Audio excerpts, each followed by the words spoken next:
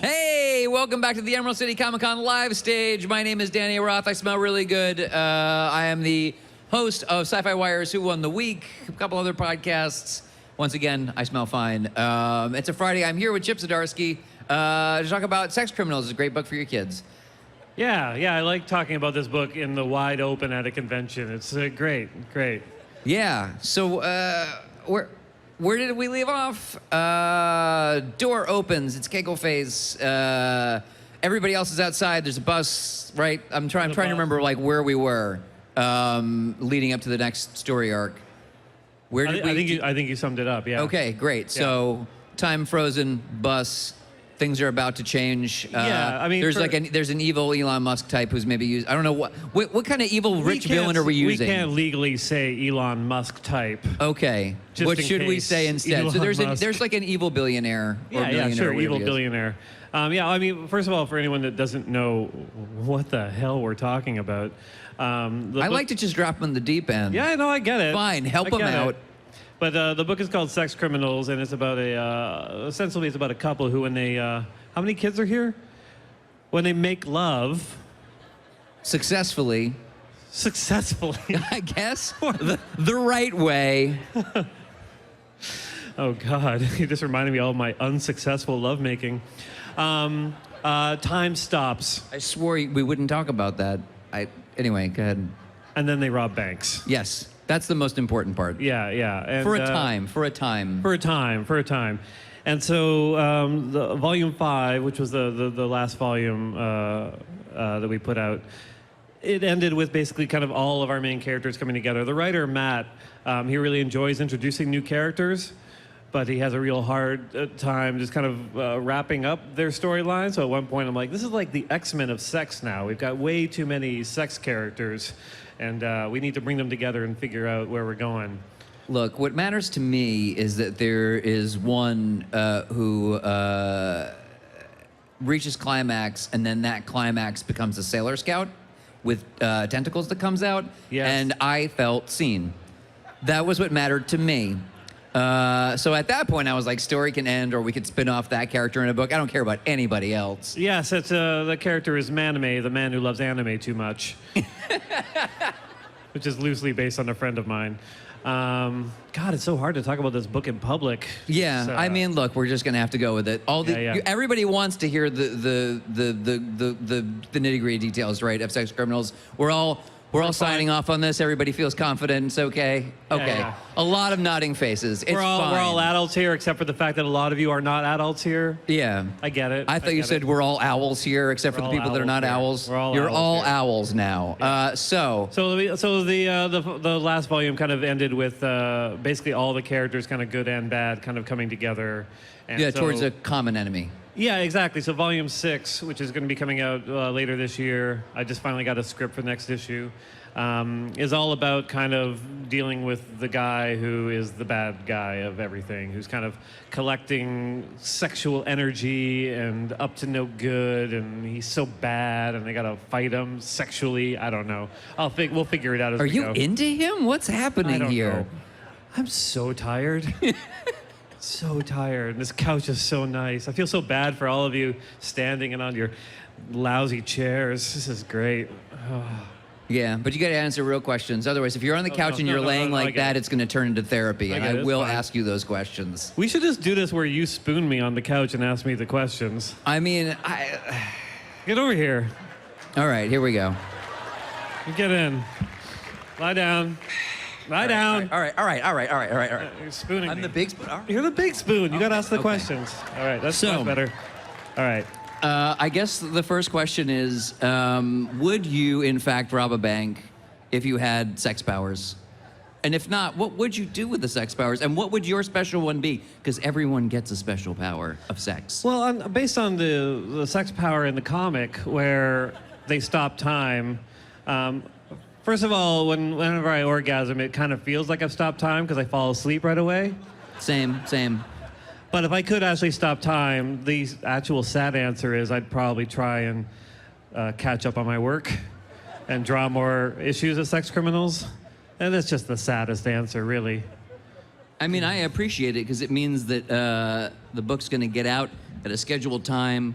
no one else will ever compare you to Alan Moore, I guess, or Grant Morrison. Those things will never happen to you. I am so tired of being compared to Alan Moore and Grant I know, Morrison. so common. 'Cause those guys have zero sex appeal as far as I'm concerned. I agree. Yeah. No, you know what? That's not even true. I've seen Alan Moore flap down the street. It was very erotic. Okay, I get it. So, gosh. I probably took you away from your notes, didn't I? He thinks I had notes. It's adorable. What's your phone number? What? How dare you? I didn't even realize that I brought them over. Nice, yeah. I don't really do. I don't do notes. I just do it off the cuff. Had that come through? Did that seem clear to you? Yeah. Where is the story? All right. So where are you now? How many issues have you actually written? What's happening, man? Okay, so I mean, what happened? Because Volume 6 is our final arc. Is it actually? All right. So it's actually going to be the end. Yeah, it's the big finish, as it were. Uh-huh. And so I think there's a lot of pressure. So it took Matt about 8 months to kind of like plot it out. Gestate. Yeah, and so I got the script to issue 26, I think last week. And so that just came in last week. So I've given it a read through, and it's great. It's like some of his best work. See, there's a line somewhere here, and I don't know where it is, but I'm afraid that I'm going to find it, and it's going to go awry, and then HR is going to come. Actually, you know what? The line I don't even know why I'm concerned. It's like 10 miles back. Yeah. You're fine. This will be over. This will be over shortly. So I've got issue 26. I've got the script, and so right now the process is I'm breaking it down. I write comics too, and it takes me about 3 or 4 days to write a script. But like for Sex Criminals, it takes like I'm gonna say like 7 weeks to fully illustrate an issue. So it's a bit of a process. So I like to give myself at least 2 months an issue. So if we can keep on track, then probably I think summer everything should just be out. You know, I was behind, so I didn't actually see how far it had gone. Is everybody in the audience okay?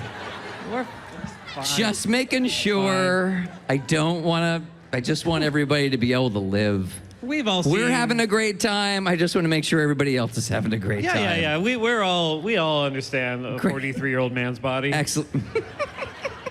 I'm 39. I'm really glad that I'm on the back half of the couch. It's really working out great for me. Yeah. So there's been a lot of metatextual stuff, a lot of occasions in the book wherein there's not so much art as there is just a lot of writing or the two of you having a conversation. Should we be expecting more of that, or is there so much story left to tell that there's not really room? No, I mean, like, the problem with that is there was like one scene where it's just Matt and I having a conversation about the story, and Matt wrote all my dialogue, and almost all my dialogue would have got me fired from Marvel. So I had to rewrite my own dialogue to not get fired from Marvel. So I'm too concerned about that. Obviously, I'm really concerned about losing jobs. So yeah, I can tell. So was Matt's script as written too much like you or not enough? Was he too on the nose? Was he too correct? I mean, I'm just guessing based on what's happening right now that maybe he was a little too honest. He was just too prudish. I think that's the thing. Okay. That got me. So yeah, he was not on. I mean, you're a true romantic, and I feel like maybe that didn't come through. Yeah. This is, I mean, I'm having a great time. Everybody's still all right? Okay, great. Yeah. Man, I like, despite the fact that we're in this position, one thing I really like is the expression of asexuality in the story, and I would love to sort of kind of like just retread that real quick. Yeah. The way that you expressed it, what was the conversation between you and Matt figuring out how you were going to express that? Because it's not easy to bring that idea into a book called Sex Criminals, but I'm really glad that you did.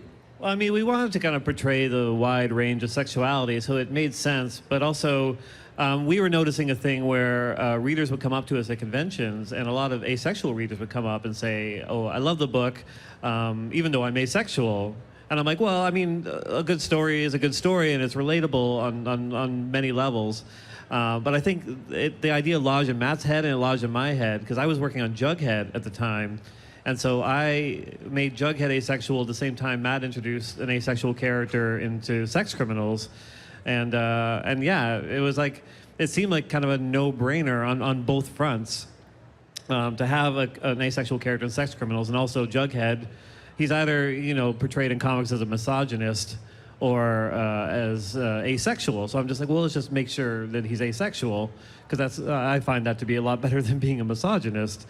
And yeah, and then the response to both was great.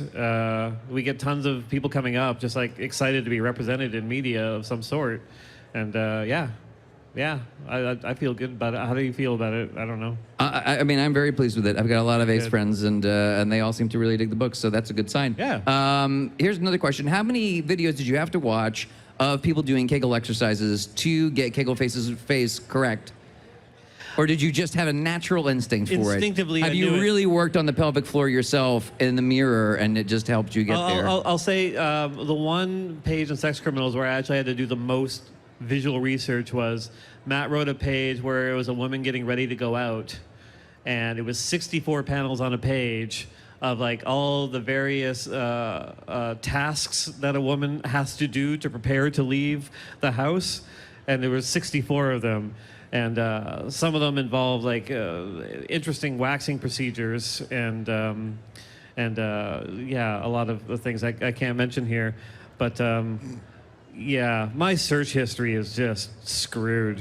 Yeah, 64, it's bad. 64 panels? Yeah, it was 64 on a panels. page? Yeah, What do you think you are, Tyler Boss? That's for that's a real deep cut for people who read a lot of comic books. Super deep That's for cut. literally for 3 people. You're welcome, and for Tyler Boss, so 4. So as we wrap this up, I guess my final question is: what Marvel book is it you'd love to work on that, as a result of this interview, you're never going to get a shot at?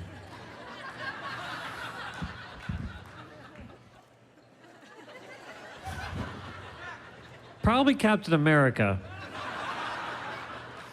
Because I'm Canadian, they won't let me back into this country. And he's so pure. He's so pure. But on the flip side, I think you got a real shot at Bucky. Oh, I got a real shot at Bucky. Yeah. Yeah. Well, this has been a wonderful conversation. It really has. And I hope that the kids at home will continue it long after we leave the stage. Yeah. So if you want to keep talking about what just happened here, and why wouldn't you, on Twitter, go over to Twitter, use the hashtag ECCC and hashtag It's a Fan Thing to talk more about sex criminals and this sex crime that happened on the stage. Next up is going to be Rainn Wilson. I'm sure he's so pleased. Oh, God. We'll be back in just a minute. I'm so sorry.